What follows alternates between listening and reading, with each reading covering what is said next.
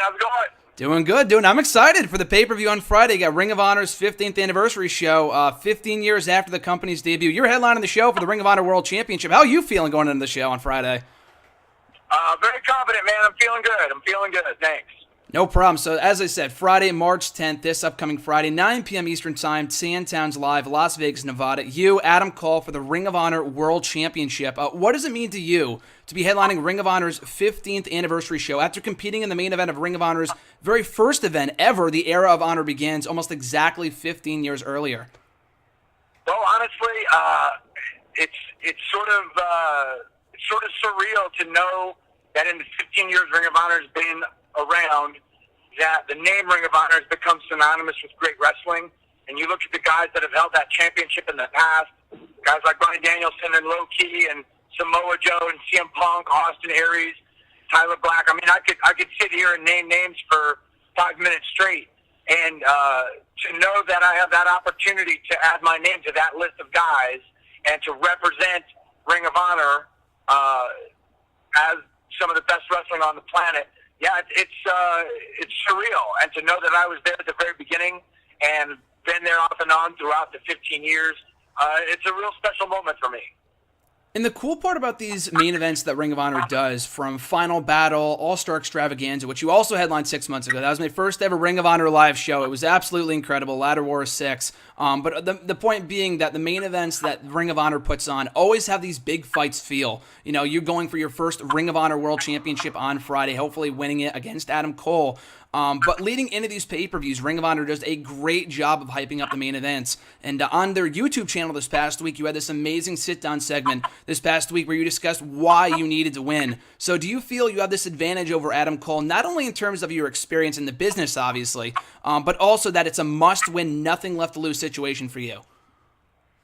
Yeah, I don't know if that's an advantage. I certainly feel like that all or nothing, that win-or-go-home mentality, it certainly aids me, and it gives, you know, it's tough to defend against the guy who's got nothing left to lose. So Adam's got a challenge, but at the same time, you know, I'm fighting the uphill battle. This guy's the first 3-time heavyweight champion. He's coming off a great win over Bobby Fish last week in New York. You know, winning the title in the Tokyo Dome. He's got a ton of momentum on his side, and one thing that not everybody knows, I don't think, is that in the course of my career, I've never beaten Adam Cole once. Like, all the times we've ever fought, he's always got his hand raised. So, I mean, I feel like I'm also fighting that uphill battle, trying to figure out how to solve the Adam Cole puzzle, and hopefully I figured it out on Friday. And also, in addition to being one of the last remaining active wrestlers from your generation, you were always reinventing yourself and are always every bit as capable currently of contesting a classic at this stage of your career as you were 10, 20 years ago, in my opinion. How much pride do you take in being among the elite few who can say that, along with guys like Chris Jericho and the like? Well, that's a very positive comparison, and I appreciate that. Yeah, I feel like I've been very fortunate in the sense of, you know, I've avoided major injury, and I feel like I've wrestled a smart style. I've wrestled within my capabilities, but still given my all whenever I've gone out there. And, yeah, I mean, sometimes wrestling can chew you up and spit you out. A lot of guys go out early due to injury or due to, you know, just the grind of it all. And I've been very fortunate. I consider myself very fortunate. This business is inherently dangerous, and you can look at Tomoaki Hanma in New Japan to even just be reminded that any moment you can take a bump that could, you know, stop a momentum or end your career or anything. Mm-hmm. And, you know, my best wishes go out to him. I know he's recovering well since that injury, but, you know, these things happen, and again, it's an inherently dangerous sport, and to be able to last 24 years like I have, I consider myself so very lucky. So going into the match on Friday as well, Adam Cole, obviously, he's got the Bullet Club, who has been, you know, they've interfered in quite a few of his matches in the past, a lot of his Ring of Honor World Championship matches. Prior to this past week, you had Frankie Kazarian, your tag team partner of 5 years, dating back to your time in TNA, obviously now in Ring of Honor, and it goes back, the friendship dates back much further than that. As I had said, it was this past week on TV that he shocked the world by revealing his allegiance with the Bullet Club. Did you feel it was the right time for you to refocus on singles competition, or do you see that there's a point down the line that you and Frankie will eventually reunite? I don't know, man. I feel like this decision that Frankie made, especially knowing that I needed all the support I could get going into this match with Adam Cole, for him to sort of turn his back on me, I don't know, man. It'll be hard to something to forgive. But I mean, I can't concentrate on that right now. I'll deal with Frankie starting March 11th, but March 10th is my focus right now. Adam Cole's my sole focus. And if I start to think about the feeling of betrayal that Frankie joining Bullet Club has given me, then Adam already wins. You know what I mean? Mm-hmm. And so I have to put that aside and sort of swallow that until the day after this match and concentrate fully on wrestling Adam Cole. And speaking of Frankie Kazarian, during your time in Ring of Honor as well as in TNA, you guys were among the elite few people that were constantly changing up your act and coming out in different costumes, obviously taking a more comical approach to wrestling, but in an entertaining way, excuse me. How much fun did you have during that phase of your career, and how much of that creativity was your own? Well, all of the creativity was us, man. I mean, nobody ever wrote that stuff. If you saw us coming out dressed as the Legion of Boom or in the kilts or the Siegfried Moy, that was me and Frankie. And, I certainly look back on that period of time as a high point. I feel like that was a period of time where we just sort of went out and did what we thought was entertaining, and we realized that a lot of people felt that we were right, that we were entertaining. And for that period of time, I feel like we were the most entertaining thing on the TNA channel. But that's in the past now. And speaking of which as well, sorry, go ahead. No, go ahead, that's you. Oh, no, sorry, I thought I had heard something. But no, I was just going to bring up that you have said yourself in the past that Ring of Honor is the future of professional wrestling. And when you look at the current landscape of WWE, TNA, really any other organization in wrestling right now, I mean, the proof is in the pudding. Is there anyone on the Ring of Honor roster at the moment that you see breaking out as a megastar down the line? Oh, absolutely, man. You can run down the line and talk about Dalton Castle and Marty Scurll and Will Ospreay and Adam Page, Leo Rush. I mean, those guys right there. Shane Taylor is an amazing talent. All of these guys have got opportunities, and they're using Ring of Honor as that platform to show the world that they are among the best in the world. And also among the Ring of Honor originals, as you are yourself, that has gone on to great success in other companies, is, of course, AJ Styles, someone that you know very well, both inside and outside the ring. What have been your thoughts on how he has thrived as a megastar in WWE, proudly representing his Ring of Honor roots? I'm so happy for him. I mean, honestly, I knew that if he had the opportunity, he would thrive there.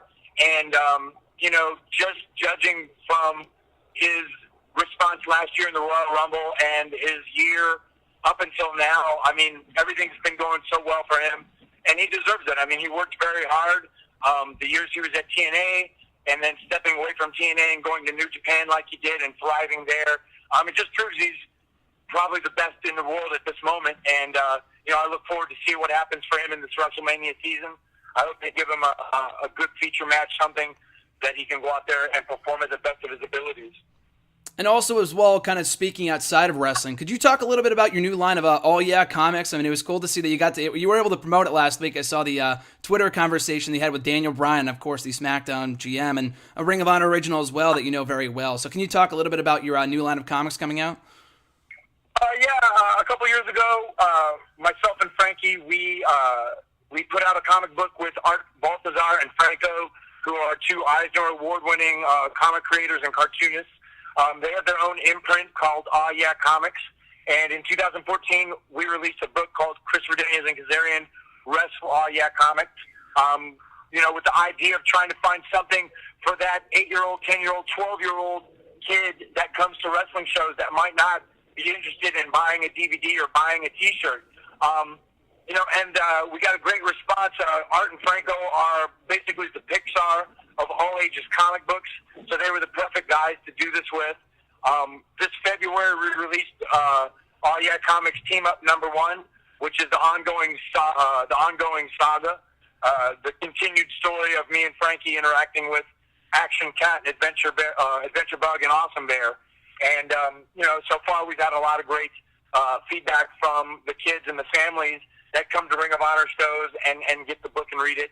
And we're looking to continue to do more stuff with Art and Franco in the future.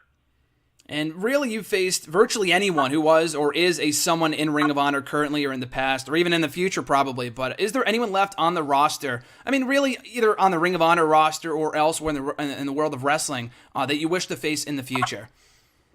Well, if I had that #1 dream spot, I think I'd have to ask Chris Jericho if he wouldn't mind lacing the boots up with me. He's someone that I've always admired and someone I've aspired to emulate. I felt like he was always the epitome of the best blend of athleticism and entertainment. And, the same way that you were just talking about me and Frankie Jordan reinventing ourselves, I feel like he's the master at it. He's kept himself relevant all this time. Every time he, leaves and comes back, he's doing something different. He's always entertaining. He's always interesting. And he would be someone that I'd love to have an opportunity against. But I mean, truth being that I'll probably finish my career in Ring of Honor. And so, I'm looking forward to wrestling guys like Will Ospreay, Marty Scurll, Leo Rush, Shane Taylor. These are guys that I think I could have great matches with in the future. And of course, going into Friday, your last major goal, becoming Ring of Honor World Champion against Adam Cole, or is that your last major goal that you've set for yourself in wrestling, or is there anything else that you aim to accomplish inside the ring before you call it a career? No, really. I mean, if I could become world champion, I think that would be all of the things that I aspire to, other than continuing to wrestle at a top level. I mean, and that's an ongoing goal. I continuously am pushing myself to be able to wrestle at a Ring of Honor level, at a level commensurate to that top flight wrestling. And, I'm surrounded by guys that are anywhere from 5 to 15 years younger than me. So, I mean, that's an ongoing goal that I push myself to attain every time I step through the ropes. So, I mean, if I can become world champion, yeah, that's probably the last, bucket list goal that you could say. But even if I win that world championship, the next day I've got to continue to train, continue to push, and try to be Ring of Honor ready, so to speak. And as Ring of Honor celebrates 15 years, what are your fondest memories within the company? Oh, well, certainly that first night, that match with Brian and Low Key, the 1 hour first World Championship match, that 1 hour Iron Man that I had with Doug Williams and Spanky and Low Key, wrestling with a Great Muta for the very first time in a Ring of Honor ring. All the World Championship matches that I had the opportunities to wrestle guys like Tyler Black and Claudio Castagnoli and Roderick Strong, Austin Aries, Samoa Joe, CM Punk, all these guys that I had that opportunity to wrestle with and interact with. I feel like they've made me better, and they've pushed me to continue to grow and become better as a wrestler. And finally, for me as a fan, I think the coolest part about this match on Friday between you and Adam Cole is really the sheer storytelling of it. I mean, you can have great matches over and over, but it's really that storytelling that drives into fans, casual fans, whatever. And it's something that I feel that you're a master at as a longtime fan of your work and having watched your work in TNA as well. The year-long feud, I mean, you guys did multiple incarnations of your rivalry, but the last major feud you had with AJ Styles in TNA that lasted literally a year, if not over a year, from 2011 to 2012, and having a great blow-off match and New Year's resolution. And really, that's what this match on Friday is all about with Adam Cole, that similar, almost in kind of a baseball comparison, similar to the Cubs winning the World Series. Do you believe that chasing and hopefully winning the World Championship on Friday is one of the last great stories that can be told in Ring of Honor, or really in wrestling in general, in your opinion? I don't know if it's the last great story. It certainly is a great story, and hopefully, I'm up to the task of hitting that storybook ending. But yeah, I feel like it comes and goes. Like these stories organically grow, and who knows how events are going to transpire to add to that story of Ring of Honor as a whole. I mean, you never know who the next guy that's going to come and sort of make that connection with the fans and become that next hot star. And, we're always on the lookout for that sort of thing. And you never know what's going to happen, what's going to transpire, who's going to leave, who's going to come, arrive at Ring of Honor, that sort of stuff. And, certainly it would be a great story and a great ending to that story if I could get my hand raised Friday night. Oh, absolutely. I'm looking forward to it. I'm pulling for you on Friday, as I had said, Ring of Honor's 15th anniversary show, Friday, March 10th, 9 p.m. Eastern Time at Sam Towns Live, Las Vegas, Nevada. Anything else you'd like to share before we go off the air, Chris? No, just, to the fans of Ring of Honor and to your listeners, thank you very much for the support. I say time and time again, but it's never enough, that we wouldn't be where we are today if it wasn't for the support of the fan base that is so passionate about what we do. And so thank you very much, and we're going to reward you with a great show Friday night, I can guarantee it. Sounds good. Looking forward to it on Friday. Thanks for your time, Chris. I really appreciate it. No problem, man. Thank you. No problem. Catch you down the road. All right, take care.